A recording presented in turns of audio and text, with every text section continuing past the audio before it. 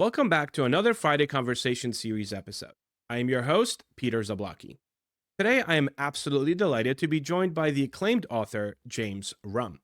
James is the professor of classics at Bard College, as well as an author of several outstanding books on ancient Greece and Rome, including Dying Every Day on Seneca and works on Alexander the Great. Today, we're talking about his latest book, Since You're Mortal: Life Lessons from the Lost Greek Plays. In this beautiful and insightful new work, James rescues and translates hundreds of witty, profound, and often darkly humorous fragments from ancient Greek plays that no longer survive in full. Preserved by a 5th century compiler named Stobaeus, these pithy packets of wisdom from less known playwrights offer timeless advice on love, mortality, wealth, politics, virtue, and how to live well, all while we are still here.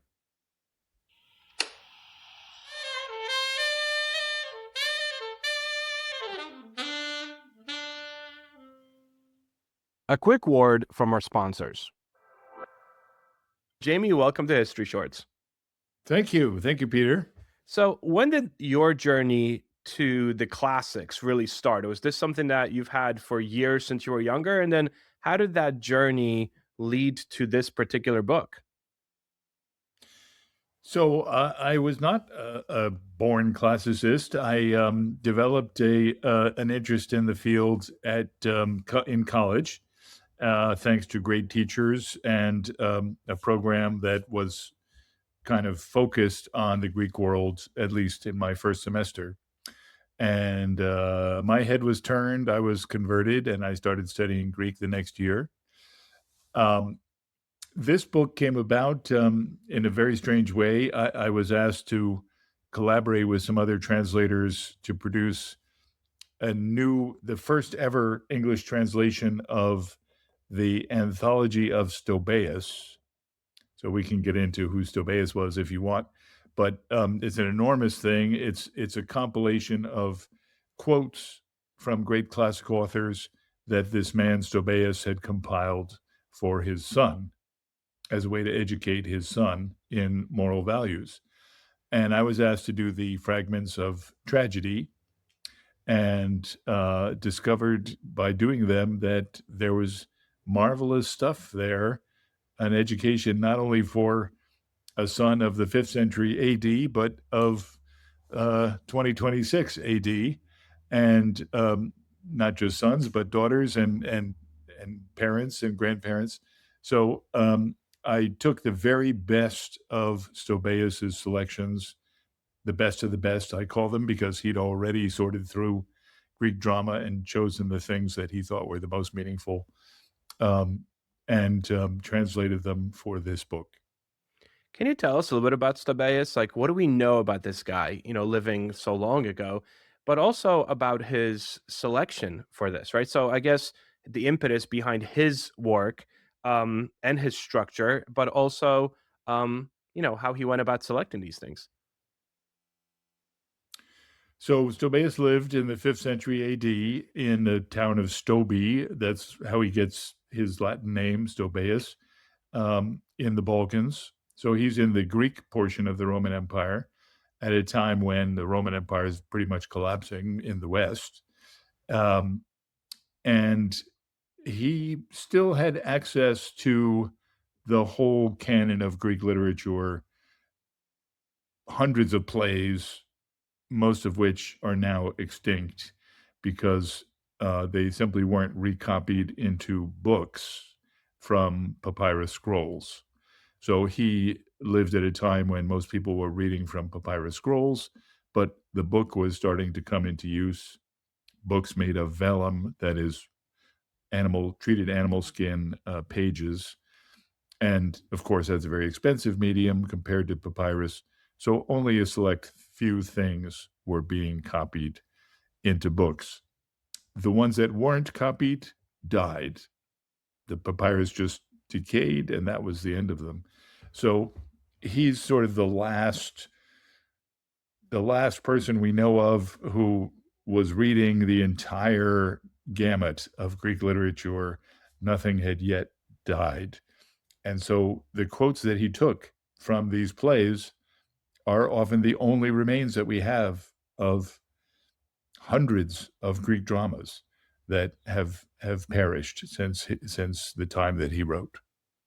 Why do you think this was left alone for so long and not really translated or brought to the surface of the academia, you might say?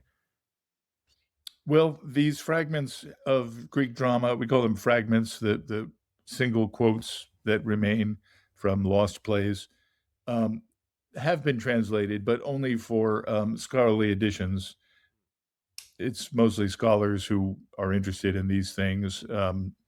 Uh, you know, the general public would generally rather read whole plays, of Yeah. which there are 35 tragedies.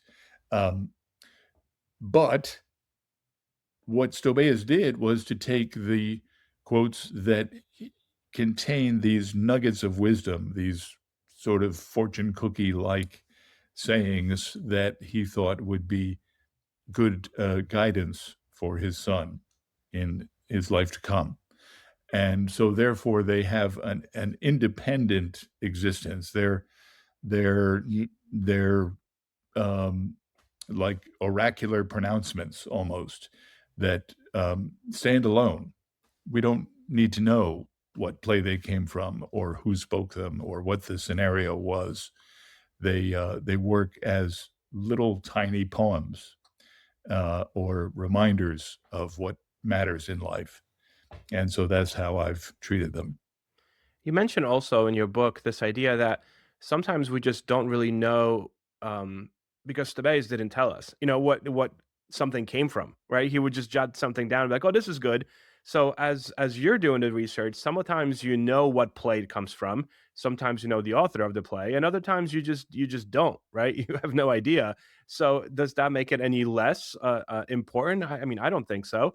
But I assume that must have been very difficult for you, as a historian as well, to try to like attribute some of these things. And I assume that's also one of many difficulties trying to put this together. Yes, there are a lot of these quotes that are I've simply identified them as anonymous.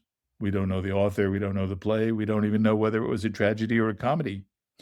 Um, but I do give the author and play title when Stobaeus gives them because I think it's useful to know, this came from Euripides, Sophocles, Menander, um, and the titles of the plays are fascinating in themselves. We'd love to know what the plot was of the woman whose hair was on fire, or there are plays with just outrageous titles like that. So I do supply those, but I don't. I'm not interested in what the plot was, who the character was, what character was speaking, what the situation was that prompted this quote. As I say, I treat them as standalone poems that impart nuggets of wisdom. How'd you go about the selection process and also how you structured them thematically? Um, was there anything that kind of guided you towards the organization and how you wanted to organize these, but also which ones you wanted to highlight or include versus which ones you didn't? So I followed Stobaeus's scheme of organization. That is, chapters have thematic titles. His chapters are simple one-word titles, virtue, justice, good, the good, things of that sort, old age, death. Um, I've taken the first line of the leading passage, the leading quote, as my titles, but basically followed that same scheme of moral categories, ethical categories, and life passages. As to the selection process, it was an eclectic one. I sometimes went for things that just pleased me because of the sound, because of the poetry, a great metaphor, or a very pithy way of expressing something. Those got into the collection, or the ones that have great moral truth to them, where you just say to yourself, yeah, that makes sense. I should think about that more. I should keep that in my head because that's going to help me in dealing with life. So you have to know, you had to know I was going to ask this question. Are there any that while you were doing this research, it's interesting because whenever I go through and I read philosophy, or I read anything very similarly structured to your book, I always try to get post-it notes and like write down certain quotes, and I have them all over my office. But in your case, you don't need post-it notes because you're literally writing a book, right? So as opposed to post-it note, you're like, oh, this goes in a book, this goes in a book. Are there any that you're like you stopped yourself and you're like, all right, like this is why I'm writing this book. Like this is, any of those moments or snippets that kind of come to mind that kind of stuck with you through this process? Oh, many. There are many that stuck with me and went round and round in my head for days at a time.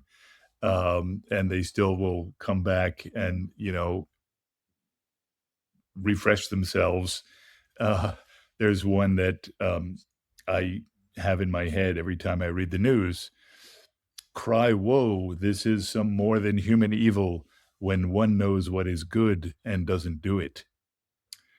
That's a couplet from Euripides that speaks to me in light of our current political landscape. World. Yes. I feel like the entire book sets this tone. These lost plays grapple with mortality, and also practical life lessons they offer about living. Right? How can we use some of these lessons? Kind of leading off of your last comment and or my question. How can we use some of these lessons to live well today? Well, I hope all of them, in some way contribute to living well.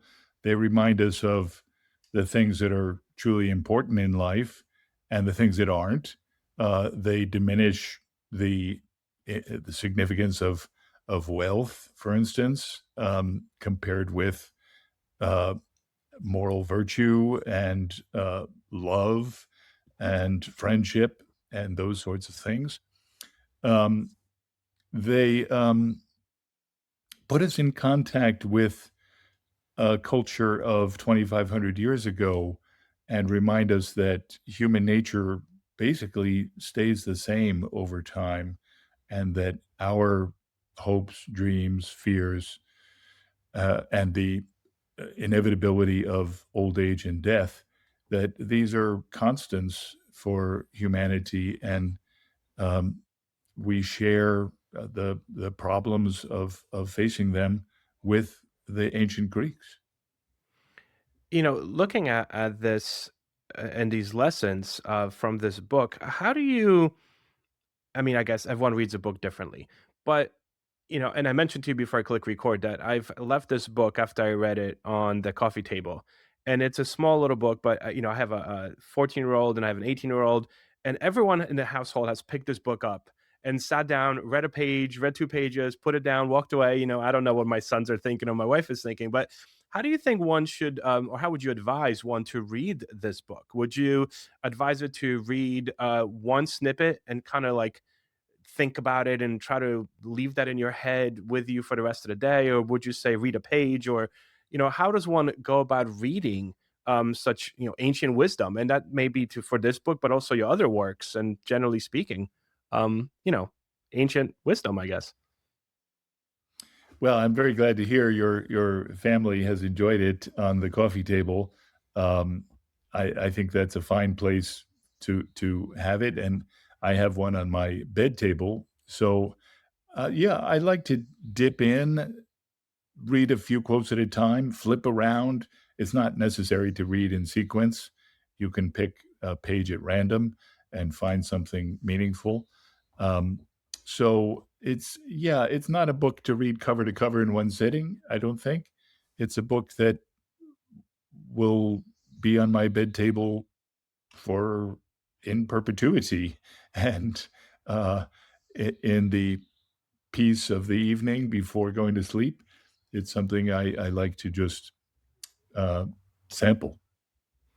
So, Jamie, I always ask this question of all my guests. You're also a reader, right? You're not just a writer, you're not just a historian. Um, if you could pick perhaps one or two books that I would definitely find on that bookshelf behind you, that just comes to mind. You're like, yeah, I read that book. Like that book stuck with me. Anything from when you were little to now, right? I'm not talking about endorsing anybody, but this idea of two books that stuck with you that you definitely have in your library somewhere. So are we speaking of ancient literature Anything. Could or be it could literally be a children's book, anything that you felt like in your life that you've read that stuck with you. oh, well, That's a tough one, I know. that's a very broad net that you're casting. Um, You can narrow it down if you can narrow it down if you want. well,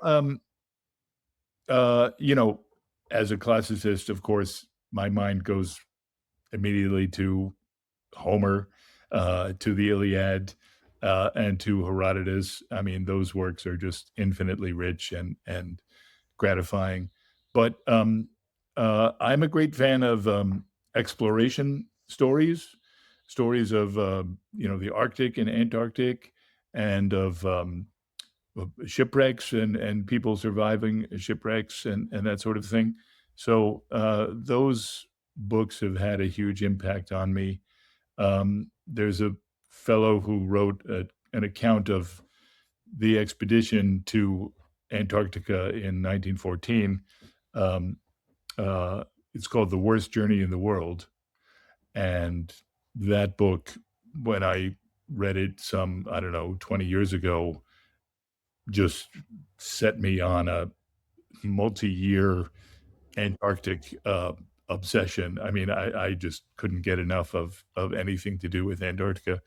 That's a really fine book that's written by a classic student, actually, from Oxford, who happened to land on the team of Robert Scott.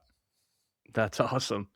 So, what do you think is next for you? I mean, do you think you can make this into like a series, of these of these types of books? I mean, where's your mind going now? Well, I do participate in a series from Princeton called Ancient Wisdom for Modern Readers. That although it doesn't usually do poetry, it's more prose oriented, but it has the same sort of orientation of finding the truths in ancient philosophy, ancient literature that can help us in the modern day. So I've done several volumes for that series, mostly from Seneca the Younger, and they all start with "how to" in their title. So how to live, how to have a life, how to keep your cool. Those are all titles in that series that I've translated. I have one coming up in the same series that will come out next year, "How to Fish."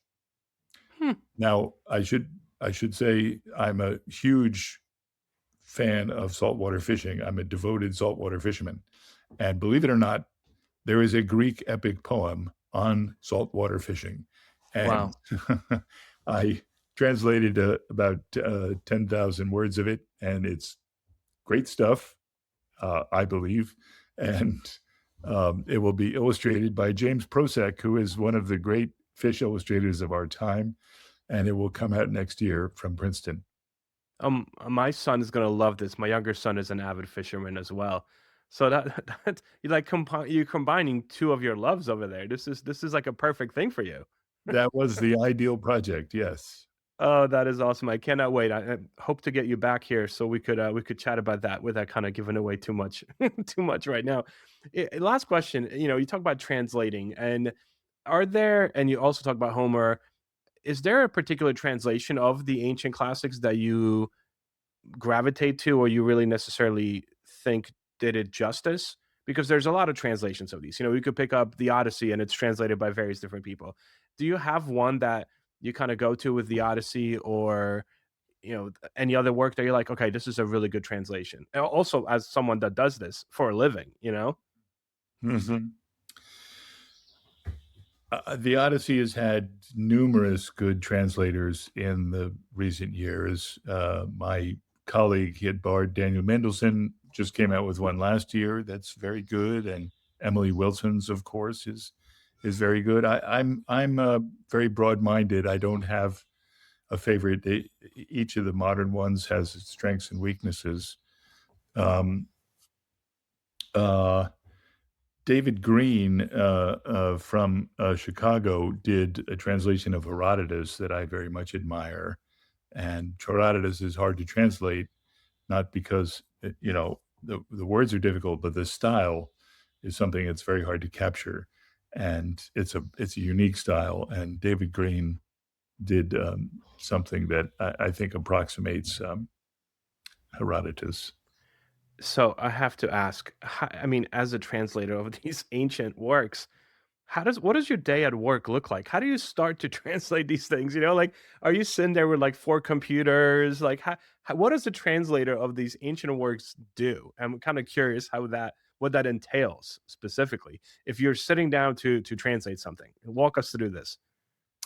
Well, I'm here at my desk right now. I have my Oxford classical texts. I'm translating Seneca right now, so this is Seneca in Latin, and then I have my lexicon, my Latin English lexicon, and I have someone else's translation Oh because, of wow. course, one sometimes needs to check one's work. So that's it. 3 books and a computer. That's all. Three books on a computer and a mind. Your computer. You missed the most important part. Oh man, Jamie, this was awesome. Thank you so much for taking the time to speak with me today. Great interview. Thank you for having me.